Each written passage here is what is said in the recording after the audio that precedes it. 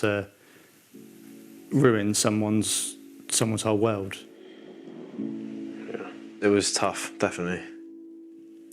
I think the thing that got me really was sort of seeing how much it affected the police officers. We're outside of any life-saving. Yeah. Anybody in that. Yeah, OK. Chris was the first paramedic on the scene. I quickly went over to the car where Sammy and his friend were, felt in for pulses and things. And the level of injuries that they had, there was quite obviously nothing that we could do to reverse it. There is definitely an emotional shift between the initial adrenaline phase of going towards a big incident to then realising, actually, this is a really tragic event. And it almost changes from an adrenaline rush to like an intense sadness. It's hard sometimes. Seeing the car, the speed they were going, the age, you know, what goes through your mind. You kind of, in a way, if I'm honest, you think, oh, you idiots, you know, what were you doing? Yeah. This could be so avoidable, you know. This is an unnatural event. This shouldn't have happened. Particularly tragic events involving young people will always stay with you. I think you learn how to deal with them. You learn how to channel that into, you know, healthy coping mechanisms, but they never leave you. You always remember them. I want to talk to my brother's friend John. He was with Sammy and Lewis earlier in the evening on the night they died. Take us back to the night when you guys were in the pub. It was a good night, actually. It was really nice to see Sammy, because I hadn't seen him in a while. How were you feeling when you took the photo? Part of me thinks that Sammy suggested you take the photo. Yeah, he definitely did. Yeah. That was straight on my Instagram that night. Yeah. You know, we're all smiling and happy and in that photo, and it's my most cherished memory. Yeah. God, yeah. The fact that there's like a time on it as well, I find is just, you know what I mean? And then like an hour later, it's just... It was actually less than an hour later that Sammy and Lewis were dead. I was supposed to give Sammy a lift home, but I ended up not, because Lewis had a new BMW, and Sammy had not been in it yet, so we were quite excited for that. Show off the wheels. Yeah. For you and Sammy and Lewis, it was like you enjoyed cars. Like, what was it about? It was the thrill of it, you know. Yeah, smoking tyres, you know. Emily's friends calls her and tells us that Lewis has been in a crash. Yeah, it's sort of the one night that I'm not in there with him. Yeah. It's like the world stops for you and then everything else around you keeps going. Don't see the thrill in risking your life, yeah. Jo Shiner is the National Policing Lead on road safety. I'm talking to her on the anniversary of her dad's death. When I was a teenager, my father drove to work one morning and was killed by another driver on the roads. And as a result of that, I know what the impact of having somebody killed on the roads is. What I also realised is that there just isn't the acknowledgement within society, within our communities, of road death and how many road deaths do happen. More than 1,600 people have been killed on the roads in the last year. The vast majority were men. It is totally unacceptable. We must reduce the number because that would mean less families that have to go through what we have both been through. Data analysed by the BBC reveals that men under the age of 25 who drive are 4 times more likely to be convicted of driving dangerously or carelessly or driving on drugs than any other drivers. And they're twice as likely to be caught drink driving. They're also 4 times more likely to be killed or badly injured than all older drivers. I'm incredibly worried by the driving that we see by young men on our roads, and I think that combination of inexperience, overconfidence, often wanting to show off, it's an area that we really, really do need to tackle. After Sammy died, Mum found a couple of videos like this on his iPad. He filmed them at different times over the years.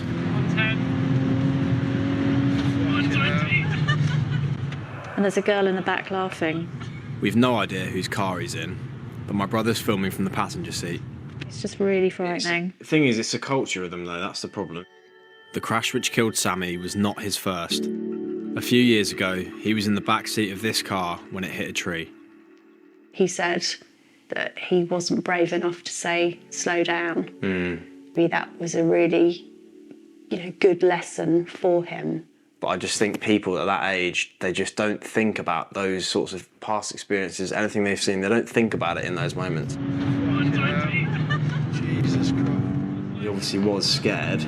He definitely wanted to appear cool and fearless. Everyone does at that age. Yeah. Jesus Christ. Even though he wasn't a driver. And I mean, our big fear was Sammy driving himself. No evidence Sammy was filming on his phone at the time of the crash, but fatal accidents have been filmed. This is Adil Iqbal. He's 22 and now in prison. This is him filming himself weaving across lanes at 123 miles an hour. He ended up ploughing into a car with a puncture on the hard shoulder. Instagram, TikTok, YouTube. Stuff like this is so easy to find. I know I would have been 17 then, yeah. But I don't know why I did it. I'm heading to the British Motor Museum to find out what might have been going on in my teenage brain. What is it about young male drivers? Why do they take more risks? All young people have a developing brain, but young males, their brain is developing at a slightly different rate to females. So they're more likely to take risks whilst fatigued. They're more likely to take risks when they're in social situations. And the reason is because they've got that social reward. They can feel like they're showing off to their friends and they actually get some benefit from that. And they're more likely to think their skills are potentially better than they are. Why don't we just scare people? Like show them something, a video or images just after they pass that's going to stick with them. What we find in the research is that particularly for young males, if they actually see that sort of thing, they're much more likely to say, well, that's other people, that's not me, I'm not going to have that experience. So they're going to dismiss the message. The psychological trait of sensation seeking is important here. And it peaks at mid to late teens. So this is at literally the point where we're giving them access to motorised transport. And they're kind of unleashed on this new world. And unfortunately, that's really, really risky for some individuals. When I talk about my flow, I mean the frequency. He was ecstatic when he finally passed his test, until he crashed the very same day, coming off the A3. Just a bit overexcited, really, I think, which is the main problem. And I ended up going straight over the turning, rolled my car 4 times and landed on the side. And as it was happening, it all went in slow motion. And it's scary because in that moment of slow motion, you don't know if you're going to come out of it alive. You crash and you're like, oh wow, I've just survived this. Rolling your car but coming away uninjured, do you think that made you feel invincible? 100%. I think like after being able to survive something like that, you do feel like you're invincible.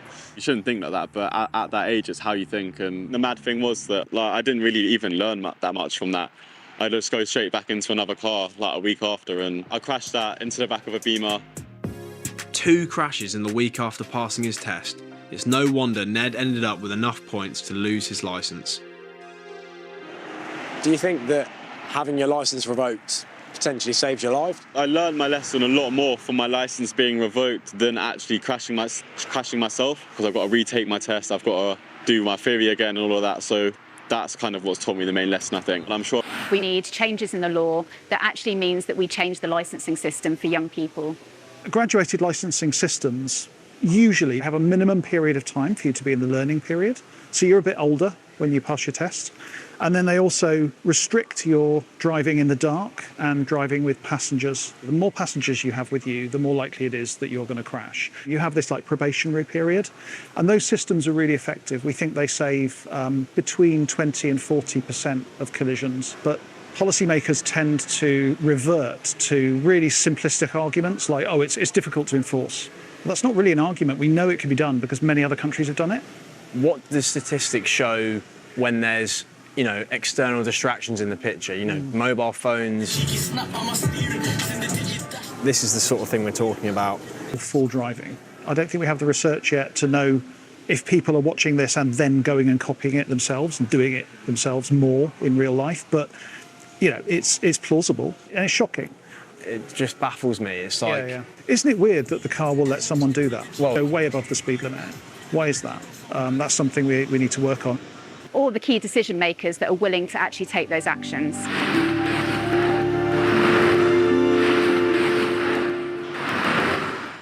The inquest into the deaths of Sammy and Lewis is finished. Hi darling, how are you doing?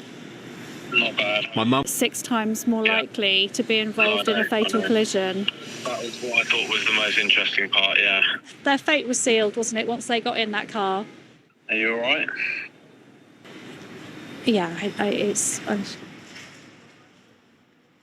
My mum, who works for the BBC, had to keep her emotions in check. She'd been asked to do an interview for the news programme she would usually be producing. To young men in particular, I would simply say this, and that's, think of your mum. Before you get in the car, after having a drink, think of your mum standing where I'm standing now, and imagine how utterly heartbroken she'd be.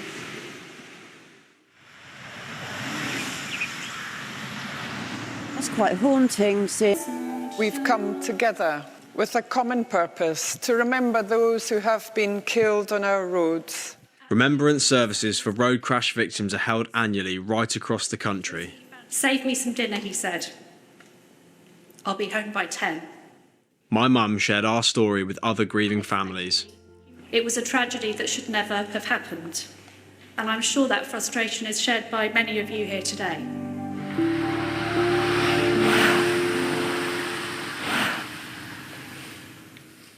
I've made this bench for Sammy as a memorial, if you like. We both love wood, and it's going to be there for people to, see and remember him. It's almost a year since Sammy died, and there's so many things still going around in my head. I just can't stop thinking about the social media side of dangerous driving, really. People posting about it. Just think it's ridiculous.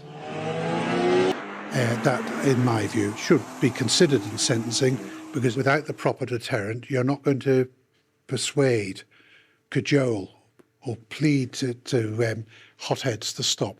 Can people be prosecuted even if no accident occurs, just from posting that? Yes, most definitely. There's the evidence, and I would encourage prosecutions, because people who do that, they're doing it only for one reason, glorifying themselves and their law-breaking. If I were to get in my car and kill someone on the road by dangerous or careless driving, what would I get for that? Oh, well, if you were going to drive dangerously, you'd be looking at an immediate prison sentence. The maximum used to be 14 years. Didn't matter how many people you took out in one hit. And that's now been increased. That's now life imprisonment. I think we need greater sentencing powers.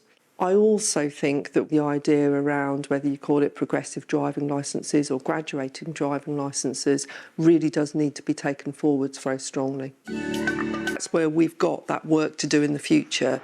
Quite often, offences that are committed on the road aren't referred to as crimes, or they're referred to as minor offences. That's absolutely not the case, because anything which puts other people's lives at risk is a crime. The car is a weapon if you get behind the wheel and you do not drive it responsibly. It's been raised repeatedly in Westminster. The Department for Transport told us it has no plans to introduce any further restrictions on younger drivers. A spokesperson said, "While the UK has some of the safest roads in the world, any death is a tragedy, which is why we continue working tirelessly to improve road safety for everyone. Our Think campaign is specifically targeted at young male drivers, and we have commissioned research designed to help learner and newly qualified drivers improve their skills and safety." It's been normalised on social media, people speeding and filming it, and probably, definitely encourages people to be a bit silly on the road. I think people need to realise that it's not, you don't come back, mate. You make a mistake, that's it. That's the thing, yeah. I find out there's someone in the car. You just have to think of your families and think of how they're going to react when we tell them that you've died. There's no rhyme or reason to grief. You do carry it around with you all of the time. You don't feel it all of the time. You can't feel it all of the time, otherwise you would be an absolute wreck. And then other times it will just come and it'll sort of tap you on the shoulder and it's kind of all-consuming. It walks with you. The hardest thing for me now is when I think about the future. and all the things that I might have to look forward to. It's upsetting because they're all going to be without him. They're going to be without Sammy. Now I've learned about all the things that could be done but aren't being done, I'm feeling demoralised and frustrated. I think we've just got to do more. Thank you for watching.